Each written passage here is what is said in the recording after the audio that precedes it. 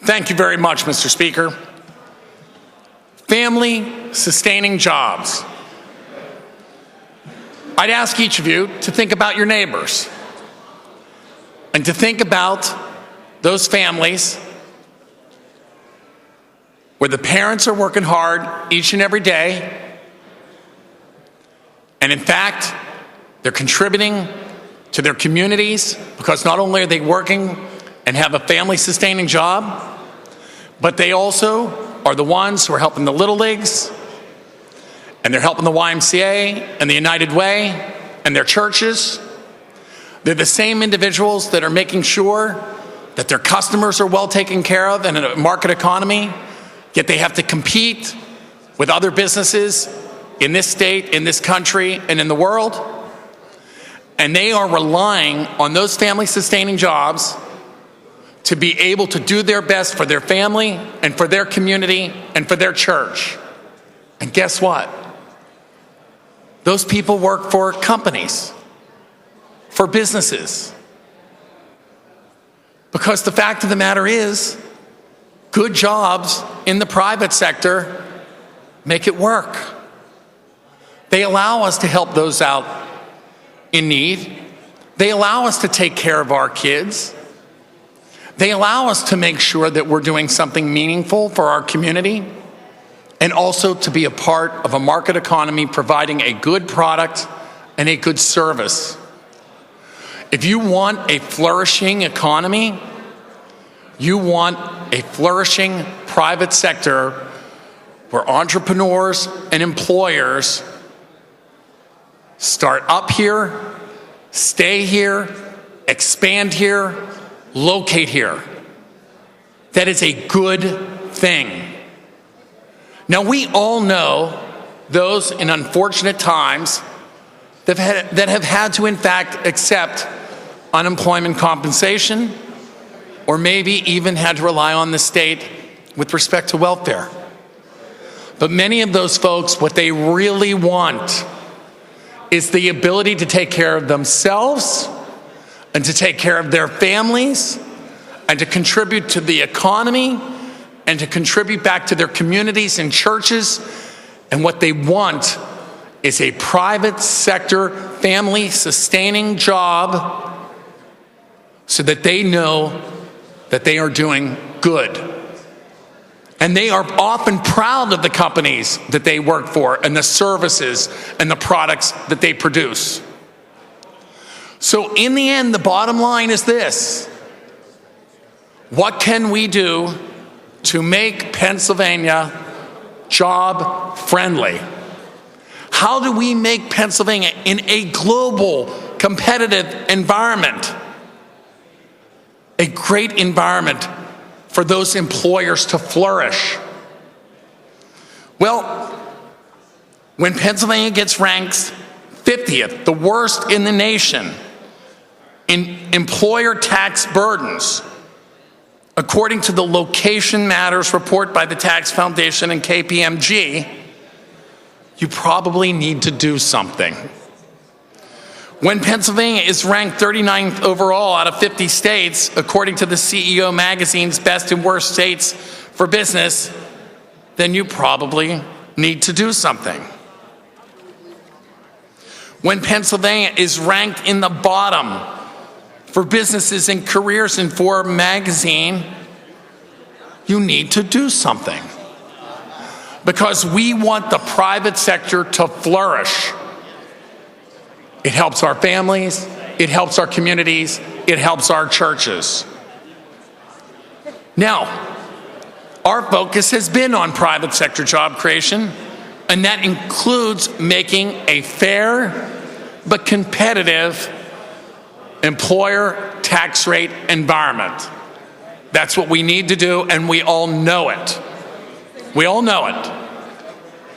And when you have the highest corporate net income tax rate in the nation, yes, Iowa's the only other state that has it higher, but it's gradated.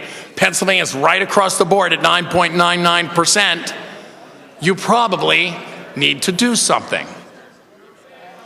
If there's this thing called net operating losses, when the federal government and 45 out of 47 states allow you to use those losses against your profits uncapped, and you're only one of 2 states that actually caps it, hurting manufacturing companies like U.S. Steel or technology companies that are starting up throughout our state, you probably want to try to change it so that they can employ more people and they can flourish in a global economy. And when you have a tax rate, that takes into account not just sales, but your payroll located in this state and your assets located in this state, guess what? You probably ought to do something. Now, we just came in to the majority this session. We've been in the minority the prior 2 sessions for 4 years. And we've heard a lot of rhetoric about the Delaware loophole and about helping jobs, but we didn't see much action. Let me just say this. We've reformed our utility infrastructure so that we can have new pipeline, new electric lines, and we can do it by letting private sector jobs expand. We actually addressed our growing natural gas industry to create additional regulations that are appropriate, and we applied an impact fee so that we could have predictability and stability to let that industry flourish, providing average jobs of 75,000 or more. We did tort reform with the Fair Share Act. We brought equity to the unemployment comp system so that people actually have to go out and look for a job while extending benefits. And we help small employers by adopting workers' compensation opportunities for sole proprietors. And with respect to the housing industry that needs the opportunity to start up and expand, we repealed the mandatory sprinkler mandate and reformed how the building code is to be changed in the future. This important legislation is part of a private sector jobs package so that moms and dads throughout this state can have personal dignity and take care of their families themselves. We, in fact, over time, removed the cap on these net operating losses. Will gentlemen suspend for a moment? For what purpose does the gentleman from Delaware County, Mr. Vitale, rise? Point of order, Mr. Speaker. Gentleman, state his point of order. The majority leader is just going down the Republican agenda with sprinkler systems, the Marcellus Shale, and on. It's not on the bill. I'd ask that he be directed to speak to the bill.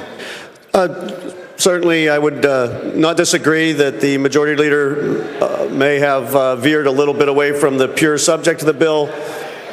It has been the practice of the House to give the floor leaders a little bit of leeway. So I take your question